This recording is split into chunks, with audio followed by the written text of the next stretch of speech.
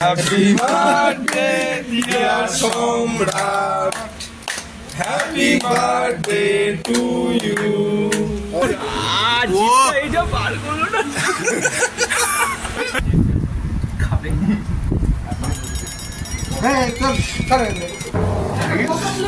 কাকা মাকা বুঝে নিয়ে চলে যাচ্ছে। দেখো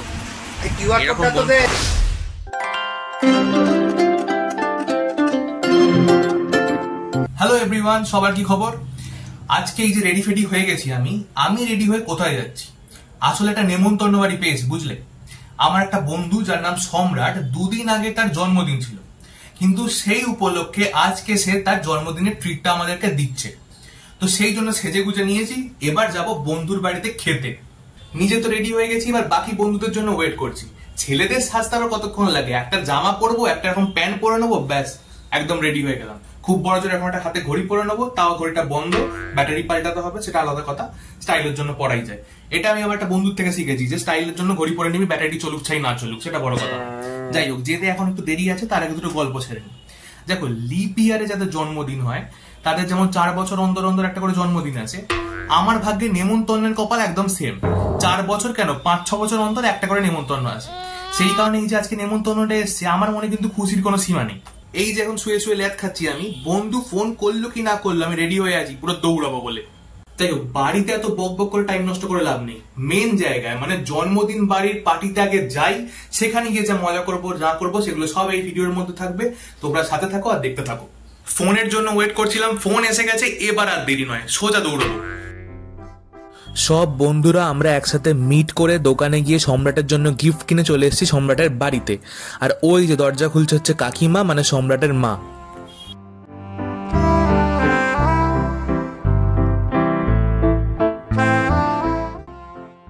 আর এই হলো সম্রাট, আজকের বার্থডে বয়, যার জন্মদিন দুদিন আগে হয়ে গেছে। এখন বিলেটেড বার্থডে সেলিব্রেশন চলছে, সেটা কোনো বড় কথা নয়।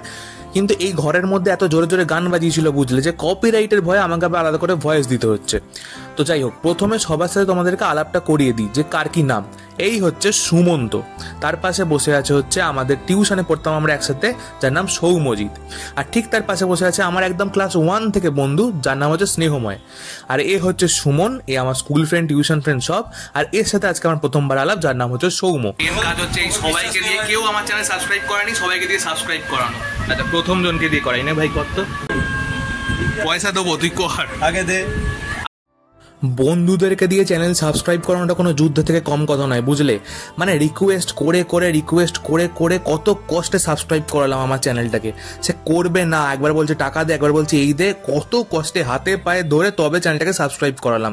তাও বিশ্বাস ছিল না ওর প্রতি, সাবস্ক্রাইব করবে কি না করবে। আমি বললাম ভাই তুই ফোনটা দে, আমি তোকে সাবস্ক্রাইব করে দিচ্ছি নিজে। তোর উপর কোনো ভরসা নেই আমার। এই কারণে দেখো, ওর ফোনটা টেনে টুনে নিয়ে নিয়েছি, তারপরে নিজে বাবা নিজের মানে চ্যানেলের নাম লিখে সার্চ করে চ্যানেলটাকে বের করেছি। ওর ওপর কোনো ভরসা নেই, তারপরে কোন চ্যানেল লিখে দেবে, সাবস্ক্রাইব করা তো দূরের কথা। তাই হোক, বের করেছি, তারপরে ওর সামনে বসিয়ে সাবস্ক্রাইব করেছি। তুই সাবস্ক্রাইব যতক্ষণ না করবি আমি তোর ছাড়বো না। একজনকে দিয়ে সাবস্ক্রাইব করাতেই 2 নম্বরের প্রতি হাল্লা বল করে দিয়েছি।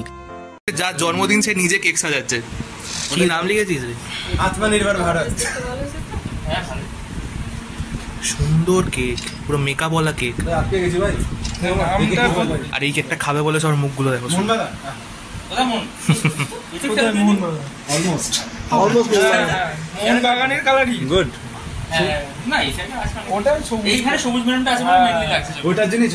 ভাই কেটে ফেল, বেশি এইখানটা লাগা না, ফাঁকা ফাঁকা আছে। হ্যাঁ,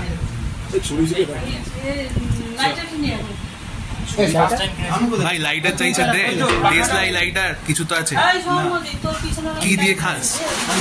পাখাটা অফ করো, পাখাটা এক্সপার্ট লোককে দিতে হবে। তোর কাছ থেকে লাইটার পাওয়া গেল ভাই? আরে এটা ছিল, কবে শুরু করলি? চুপ করে আছে ওই জন্য। তুই এসব কবে শুরু করলি? ইউটিউবার মানে মিথ্যে যে বলছে সে ইউটিউব করতো ওয়ান্স আপন এ টাইম, হরপ্পা সভ্যতার আমলে, এখন সে করে না। নে শুরু কর। ক্যামেরাম্যান ফোকাস করো। হ্যাঁ, সরিয়ে দিতে পারো, দুটো ফ্ল্যাশ দি ভালো। এটা সরিয়ে দাও, ভিডিওটা ভালো আছে। গান happy birthday to you, happy birthday to you, happy birthday dear Samrat, happy birthday to you.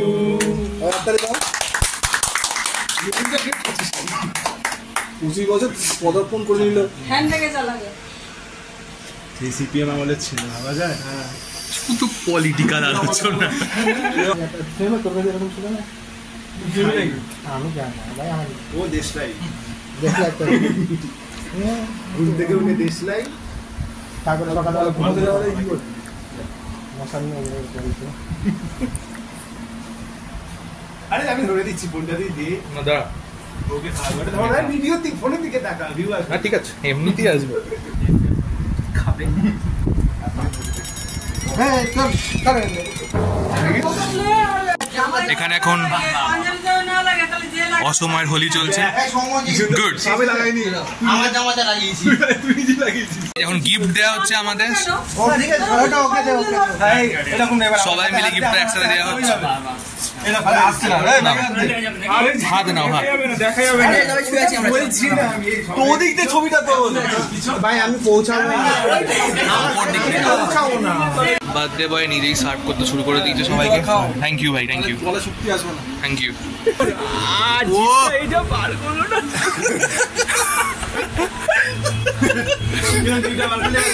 আরেকবার জিপটা বার করে, জিপটা না বার করলে হলো না ব্যাপারটা। হ্যাঁ, স্লো মোশন, আমি স্লো করে দেবো। তুই মাইক্রোফোন চলো, অ্যাকশন। আরে স্লো মোশন। নে খা ভাই। Light, camera. তুই ওটা অন্য জায়গাতে গায়ে মুজবি। গায়ে মুছবো, ঠিক আছে?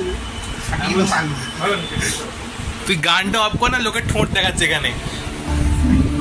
কপি খপা খপ খেয়ে নিচ্ছিস কে? দাঁড়া, বলে খা। আচ্ছা, গল্প করতে করতে এখন ডিনার টাইম চলে এসছে। দেখো, লুচি, ছোলার ডাল, মাংস, পায়েস, মিষ্টি, অনেক রকম আইটেম করেছিল। তারপর আবার কোল্ড ড্রিঙ্কসও সাথে ছিল। বল ভাই, দাঁড়া, চালু হয়েছে তো? হ্যাঁ বল ভাই, মেয়ে দেখতে গেছিলি তুই, তারপরে বল অভিজ্ঞতা কি? আমাদের বন্ধুদের মধ্যে প্রথম একজন যে মেয়ে দেখতে গেছিল ফার্স্ট টাইম, তো তার এক্সপিরিয়েন্স জানতে চাইছি আমরা। বাজারে দেখতে চাই, পাশে এই ছেলেটার পোস্টার লাগানো ছিল। তুই শোভা বাজারে মেয়ে দেখতে গেছিলি না কি দেখতে গেছিলি? ও ঠিকানা দিয়েছিল। আর ছবিটা এ দিতেও পারে, একে ভরসা নেই খুব একটা। বল না হোটেলে মেয়ে দেখতে গেছিলি, তারপরে হোটেলে গেলি, ঢুকলি, তারপর ঢুকতেই দেখি এই ছবি লাগানো। বল না। দেখো, আমাদের এখানে এইসব চলে এসছে, ডিনার ফিনার সারার পরে এইসব। খা ভাই খা, টাকা মাকা বুঝে নিয়ে চলে যাচ্ছে। দেখো এরকম এর মুখ দেখলেই ভাই ভিউজ আছে। এমন ছেলে গার্লফ্রেন্ডকে নিয়ে গেল, পুরোটা ইয়ে করে। আমাদের বন্ধুদের ক্ষেত্রে 8 টাকা ওখানে ডিসকাউন্ট দিতে, ওর টাকা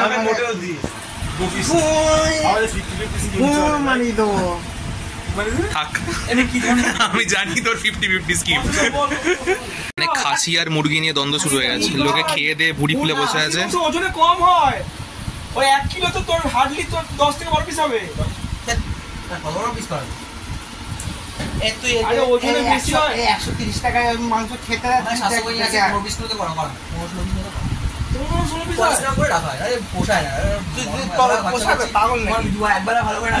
ওজন কিন্তু বেশি হয়, কিন্তু বেশি হাড়ের জন্য।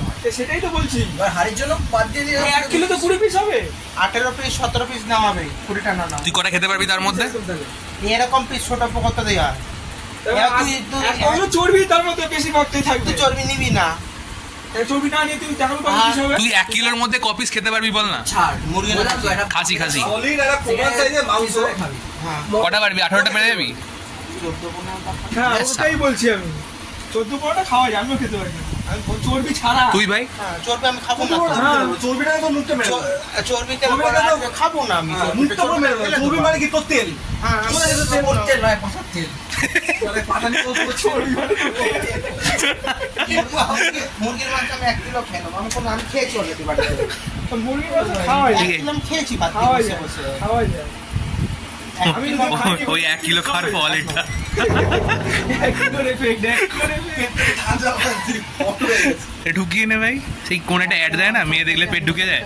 আমি হ্যাঁ ওই যে 9টা ডিমও খেয়েছি। কি যেন বললো, কি জানি একটা গান চলে, ঢুকে যায় পেট। আসছি ভাই, টাটা। হ্যাঁ, আরে এলাম তার ব্লক করলাম, যাওয়ারটার ব্লক করতে হবে না? হ্যাঁ 1 সেকেন্ড। চল টাটা। চলো না সবার, গুড নাইট। খাওয়া দাওয়া মজা আনন্দ সবকিছু কমপ্লিট, এবার বাড়ি ফেরার পালা। এখন রাত্রি প্রায় 12:30 বেজে গেছে বুঝলে। আশেপাশে সবাই ঘুমিয়ে পড়েছে, লাইট ফাইট সব বন্ধ করে দিয়েছে এখানে। বাবা মাকে দেখলাম ভেতরে ঢুকে জেগেই ছিল, আমার জন্য অপেক্ষা করছিল, সেটা আলাদা ব্যাপার। রাস্তাঘাটে আসার সময় আর কিছুতে ভয় নেই আমার কাছে, না আছে টাকা না আছে কিছু, ভয় শুধু কুকুরগুলো এমন গাঁও গাঁও করে চেল্লাবে, মানে তোমার পুরো আত্মারাম খাতা ছাড়া হয়ে যাওয়ার জোগাড়। ফাইনালি বাড়িতে এসে পৌঁছলাম বুঝলে, ঘেমে নিয়ে পুরো একাকার অবস্থা। এখনো ফ্যানটা অফ করে রেখেছি যাতে তোমাদের সাউন্ডটা ভালো আসে। তো যাই হোক, আজকের ভিডিওটা এই পর্যন্তই রইলো। যদি ভালো লেগে থাকে তোমাদের তাহলে লাইক কমেন্ট শেয়ার এসব একটু করে দিও। চ্যানেলে নতুন হলে একটু সাবস্ক্রাইব করে দিও। যদি ফেসবুক থেকে দেখে থাকো তাহলে একটু পেজটাকে ফলো করে দিও। আবার খুব তাড়াতাড়ি দেখা হচ্ছে নতুন একটা ভিডিওতে। আজকের জন্য বাই।